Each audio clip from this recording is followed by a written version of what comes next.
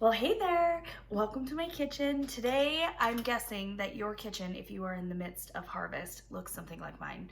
I've got things in numerous, stages of development. I've got some seeds that I am saving, right? I fermented some melon and cucumber seeds. Now they're drying. I have ferments that are actually processing before they can go down into cold storage. And then I just have that continual bringing in fresh stuff from the garden and trying to keep up with it and get it all put away before it starts to spoil. So there's a couple different ways that I wanted to share with you how I am preserving things. And in this video, I really wanted to talk about canning. So canning is, putting things into mason jars, and lots of different ways that you can do this, but today we're gonna be doing some pickled jalapenos. Those are a staple in our house and typically what we give as gifts. So I always make sure to have tons of pickled jalapenos because that makes the easiest Christmas gift. You literally can pair these up with some chips and make like a little nacho basket. Those are great for neighbor gifts. I usually give kind of just a basket of stuff that we've produced over the year. So dilly beans are another one. Those are pickled green beans that are just delicious. So today I wanted to show you how I do my pickled jalapenos. And first we've got to go get them out of the garden.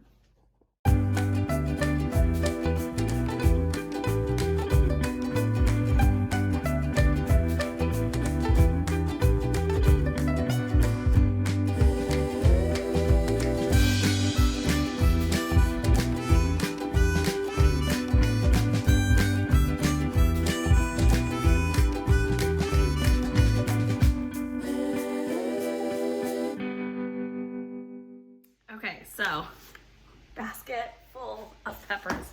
Now the next job is the hardest thing when it comes to the pickled jalapenos because there's only two ingredients in your pickled jalapenos and your brine.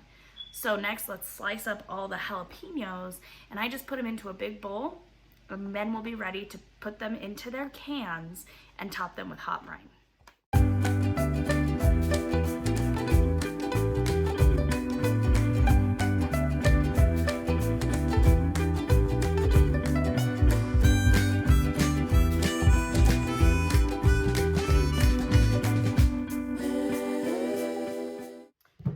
So now that the hard part is done, all of that chopping, we need to mix up some brine. So your brine is basically water, salt, and vinegar. So for this brine, I always make a double batch. So I use 8 cups of water. And I do this before I pack the jars because it needs to heat up. It needs to come to a boil. So 8 cups water and 8 cups of distilled white vinegar. So the only thing you really need to know about vinegar is that you make sure to get one that has 5% acidity. You don't want to use a homemade vinegar for pickling like this because we're not going to pressure can it. We're just going to water bath can, and we're able to do that because it has high enough acidity. If you use a vinegar that is not, or not up to 5%, you actually could, you risk not killing off all the bacteria and could make somebody sick. So nobody wants that.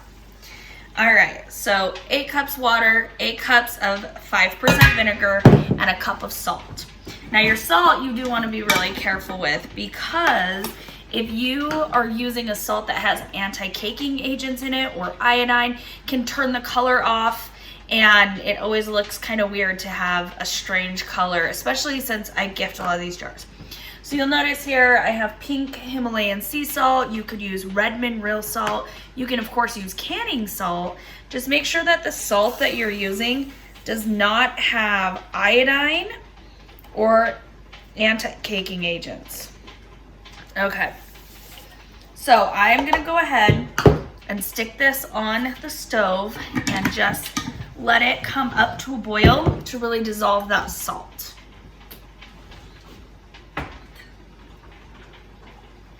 Okay, so I boiled my jars. I do my pickled jalapenos in pint-sized jars Just that's the size that we typically use, and I think a lot of people will if they are doing like a nacho or something and using the pickled jalapenos on that. The next step is totally optional, but I really like it. I think it adds a lot of flavor to the final product.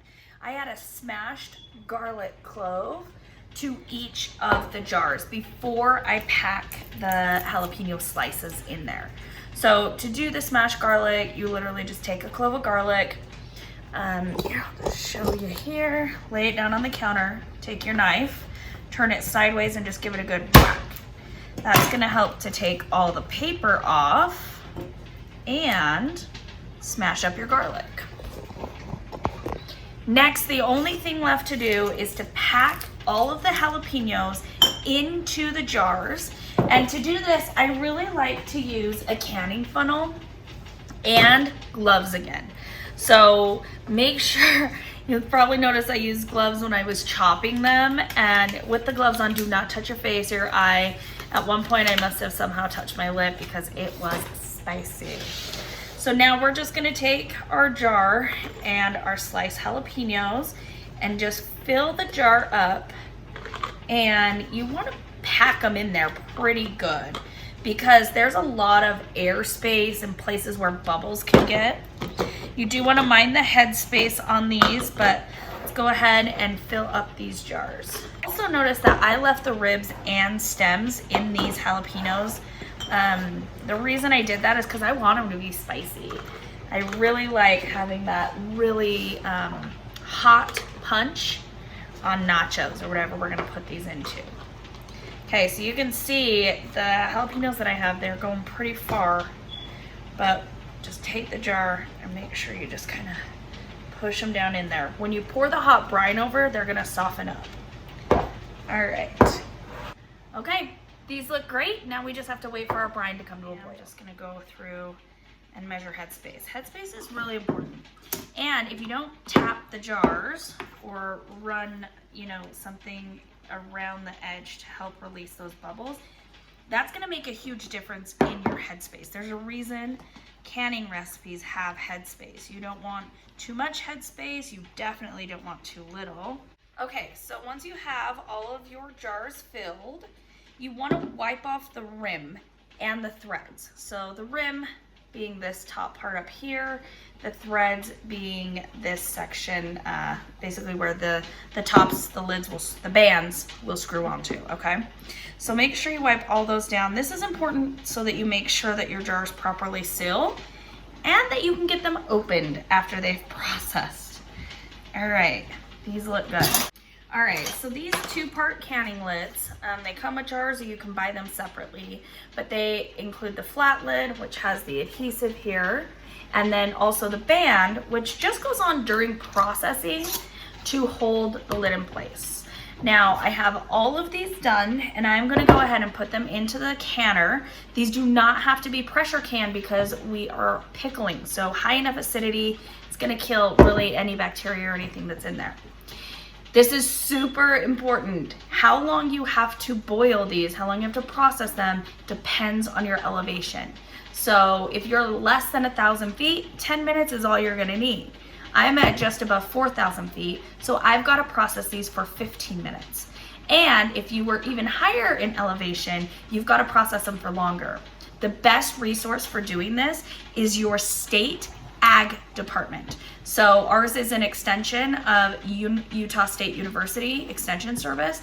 They publish and they have a really, really in-depth website talking about the times and the temperatures at which you need to process your food so that they're safe for where you are. I will tell you one of the best tools to have, because I have burnt myself so many times, is a jar lifter. These jars are really hot right now. They're filled with that boiling liquid, but when they come out of the pressure canner, they will be screaming hot. So make sure that you have some of these lifters or some sort of device apparatus to get the jars out of the canner when you're done processing them. Also, you want to put all of your jars in and make sure that they are covered by at least 2 inches of water, and bring them to a rapid boil before you start your time. So if you put your jars in and they aren't covered by at least 2 inches of boiling water, then you're going to have to add water, wait for that to come to a boil, and then start your timer. My jars are in the canner, and I'm waiting for them to come to a boil before I start my timer. Now, once they have processed for the amount of time that they need to, you go ahead and you lift the jars out, take them straight up, and set them out. I like to set mine on a rack. You can see the rack here.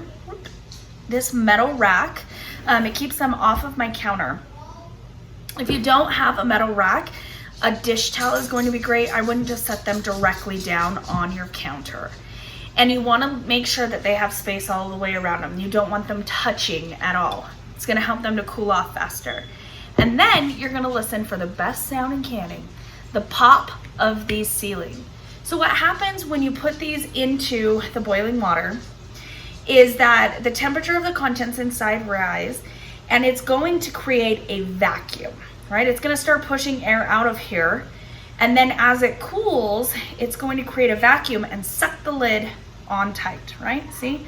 They're not going to have any spillage or anything like that. So once they've sealed, once they've popped, I usually let mine sit overnight, and then in the next morning, I'll take all the rings off and I'll check my seals to make sure they all sealed.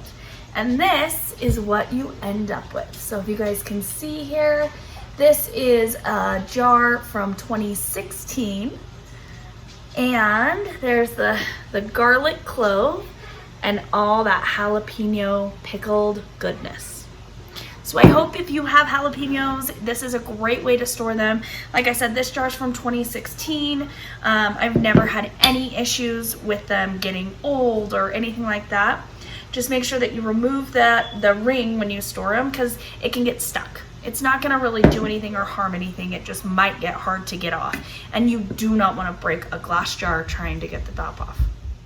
Okay, so it's the next morning. My cans have sat until they're totally cooled, right? They sat overnight. And then always first thing in the morning, because I'm excited to make sure everything's sealed, I'll just push down on the top and make sure that the jars have sealed.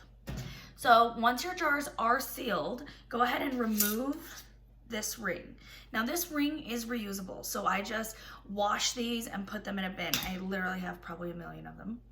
And at this point, these are fine to store just as they are. You'll see they're totally sealed. Everything's gonna keep in there and not spoil.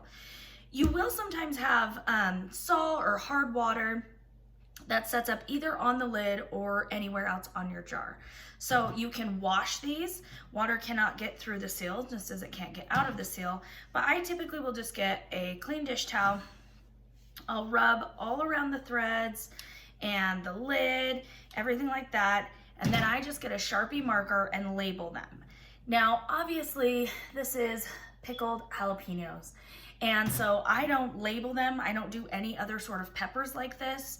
If you did, different types of sliced or pickled peppers, you would definitely want to write what type this is on the lid. But for me, I just put the year on the top of the lid, and these go down at the back of my storage shelf. So we make sure we use those 2016s like I showed you yesterday before we use the 2020s. You're also gonna wanna let these sit. I like to let them sit for at least 3 months before we crack one open, because the longer they sit, the better that pickled flavor is going to be. All right, so again, just take the rings off, wipe it down if there's anything sticky or that you just don't wanna have on your jars, and then label them. I did this year, because I did so much canning, bought 2-inch round stickers that I can print off of my computer. So I'll put on there pickled jalapenos, September 2020, and then I will label those. Now, I only did 6 jars of pickled jalapenos this time, so I didn't bother with the labels.